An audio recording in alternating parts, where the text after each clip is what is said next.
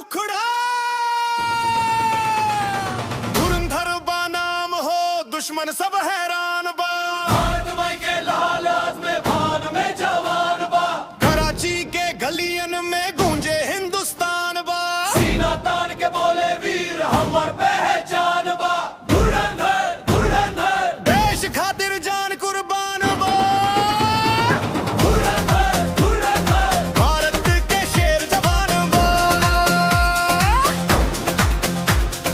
रात अरिया मिशन भरी सीमा पार गईल खिलाड़ी। दुश्मन के अड्डा हिल गईल जबलन प्री मारल अधिकारी। आंख में आग दिल में तूफान देश खातिर जिए जवान। रणवीर वाला जोश जगावे देख ताक पे पाकिस्तान। मुक्त मिशन के खेल निराला देशभक्ति के बाव जियाला। दिल में तिरंगा लहरा जाला भारत माता सबसे प्यारा। कोरस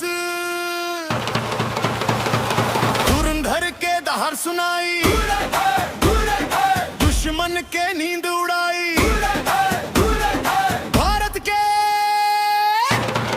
वीर सिपाही सीना पे गोली खाई। जय हिंद जय हिंद हर दिल में गूंजे नाम बा। धुरंधर भारत के अभिमान बा। गद्दारन के खेल बुझाइल देश के दुश्मन भागे लागल। खुफिया मिशन सफल बना के भारत फिर से जागे लागल। माधवन के लान निराला। अक्षय खन्ना के खेल बवाला। संजय दत्त के दमदार अंडा जैक्शन में मच गईल बवाला।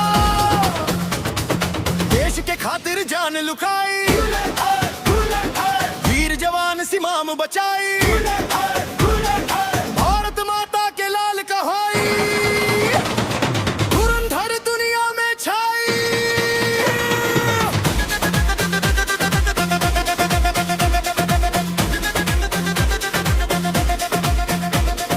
दिल में जोश हाथ में तिरंगा। बाउल के सरारा हर नौजवान बोले मिलके देश से बढ़ के नासारा। अंतिम मुखड़ा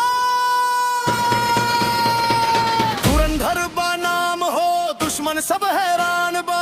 भारत माई के लालाज मैदान में जवान बा। कराची के